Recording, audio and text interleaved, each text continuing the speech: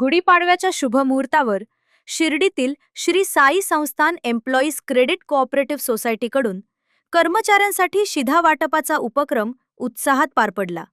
या उपक्रमाचे उद्घाटन रणरागिणी महिला मंडळाच्या अध्यक्षा धनश्रीताई विखे पाटील यांच्या हस्ते करण्यात आले।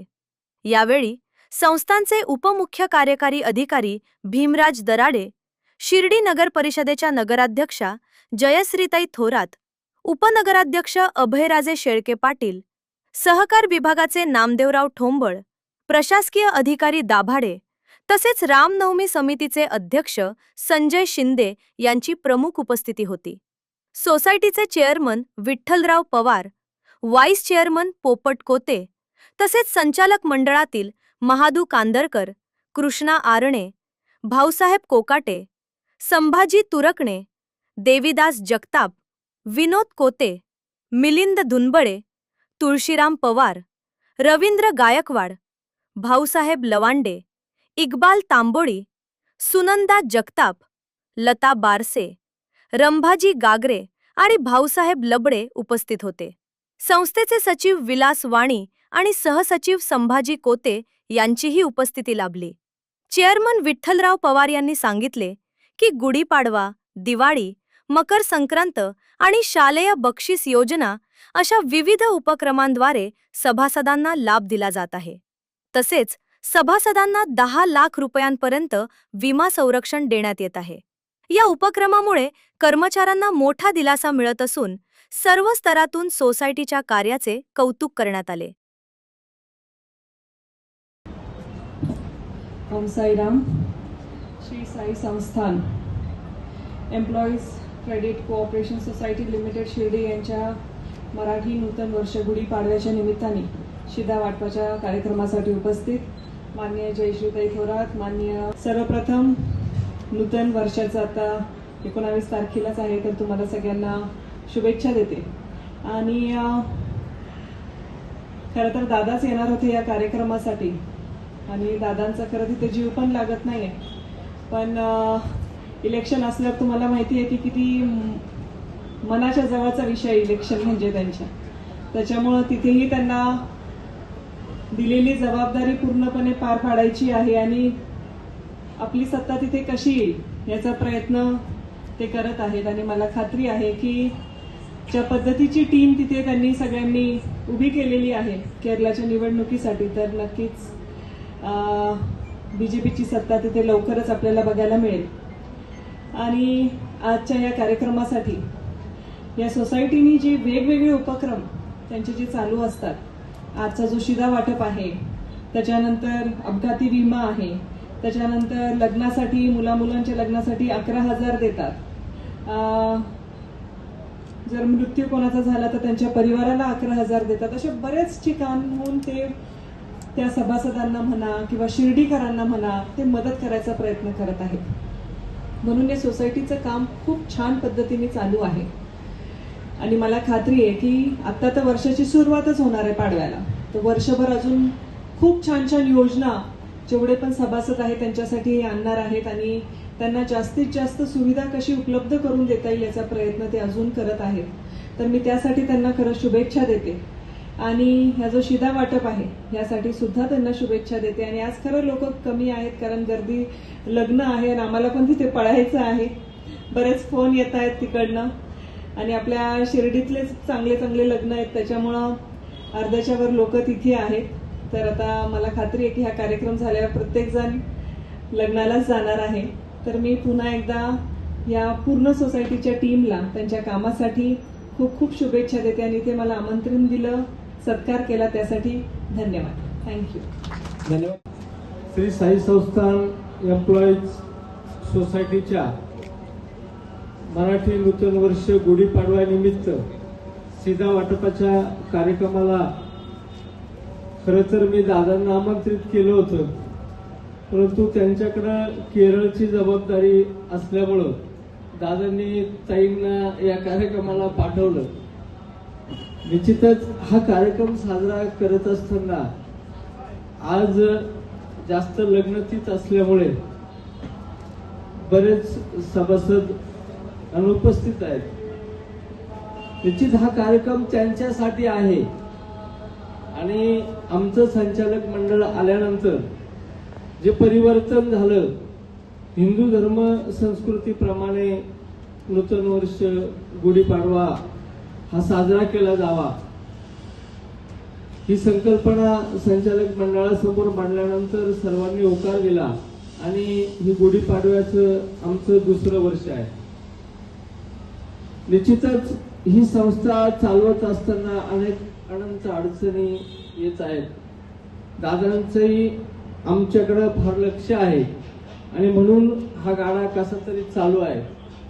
परिवर्तन झाल्यानंतर तरी एक नवख्या माणसाच्या हातात सत्ता आली आणि ही सत्ता आल्यानंतर अनेक प्रस्थापितांनी त्रास द्यायला सुरुवात केली आणि तो त्रास इतका दिला गेला की प्रत्येक कामात व्यत्यय व्यत्यय व्यत्यय. परंतु दादांची आम्हाला असलेली खंबीर साथ, साईबाबा संस्थांच्या तदर्थ समितीची साथ आणि निश्चित संस्थांचं प्रशासन, शिर्डीतील अनेक जे शिर्डीच्या राजकीय घडामोडीमध्ये ज्यांचा सिंहाचा वाटा आहे असे अभय भैया, अनेक नगरसेवक, नवनिर्वाचित नगरसेवक, संजू अप्पा शिंदे, नगराध्यक्ष मॅडम या सर्वांच्या सहकार्यामुळे ही संस्था आम्ही चालवित आहे. निश्चित संस्थेचा नफा वाढला. तुम्ही मागील जर संस्थेचे आलेख, जर आपण 30 ताळेबंदाचे आलेख जर बघितले तर ही संस्था कधीच 3 कोटीच्या पुढे गेली नव्हती. परंतु चांगला कारभार करत असताना अडचणी येतात आणि त्या अडचणींना आम्हीही सामोरं जात आहोत. परंतु दादांचं सहकार्य आम्हाला आहे. संस्थांचे कार्यकारी अधिकारी गोरक्षजी गाडीलकर साहेब, दराडे साहेब, दाभाडे साहेब, प्रशासकीय मंडळ या सर्वांच्या सहकार्यामुळे ही संस्था चालू आहे.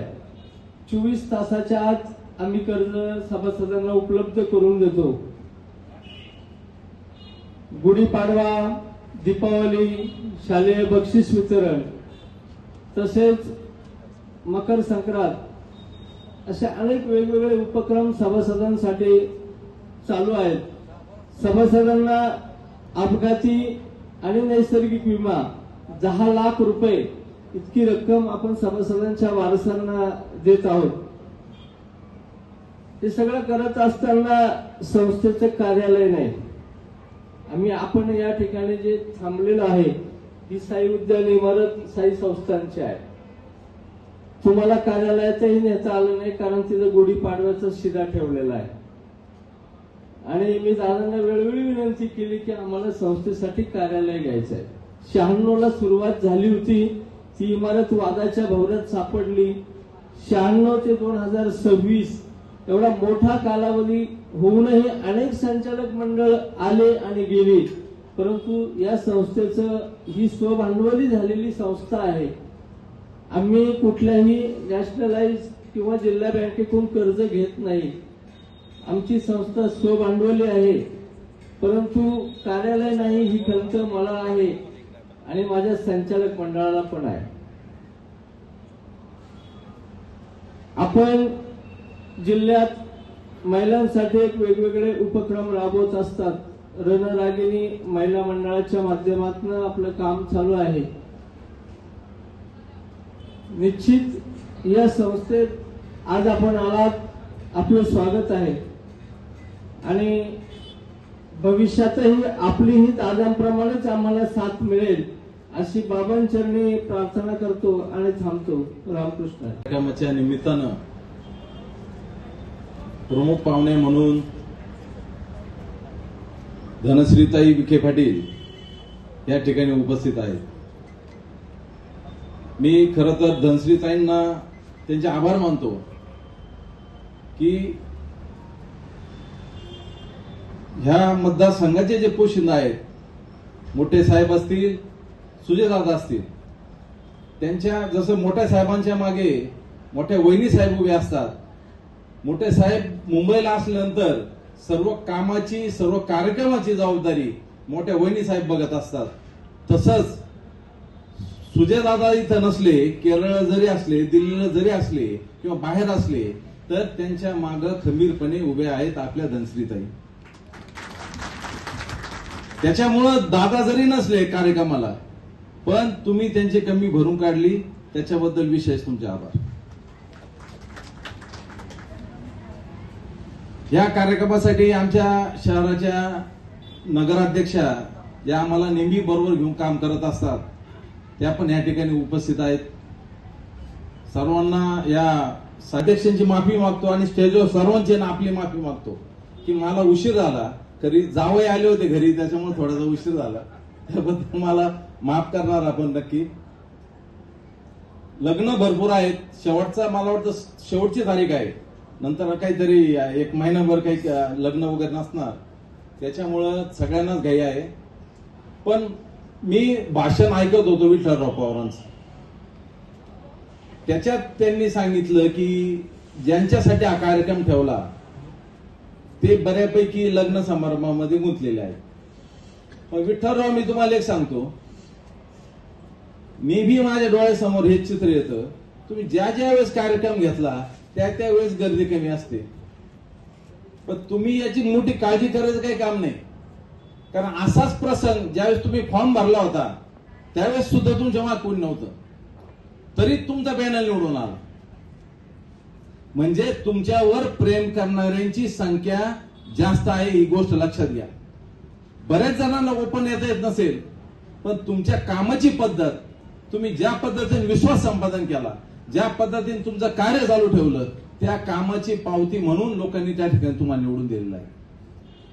अनेक ठिकाणी तुम्ही बघा, मला पण वैयक्तिक तो अनुभव आहे की गेल्या अनेक वर्षापासून राजकीय जीवनामध्ये गर्दी होईलच, त्या कार्यक्रमाला पूर्ण खुर्च्या भरतीलच असं काही नाही.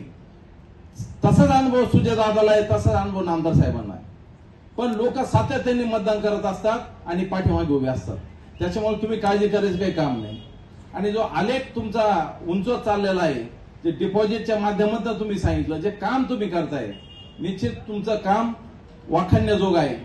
आणि असंच काम ज्या पद्धतीनं तुम्ही करत आहात, संस्थांचे सर्व आमचे गाडीकर साहेब असतील, सर्व बाकीचे अधिकारी असतील, दराडे साहेब, दाभाडे साहेब, अनेक अधिकारी असतील, कर्मचारी असतील आणि संस्थेचे सगळे सदस्य असतील, या सर्वांना घेऊन एकत्र जात असताना तुम्ही ज्या पद्धतीनं सुजयदादांवर विश्वास टाकला, नामदार साहेबांवर विश्वास टाकला आणि त्यांचं वेळोवेळी मार्गदर्शन घेतलं.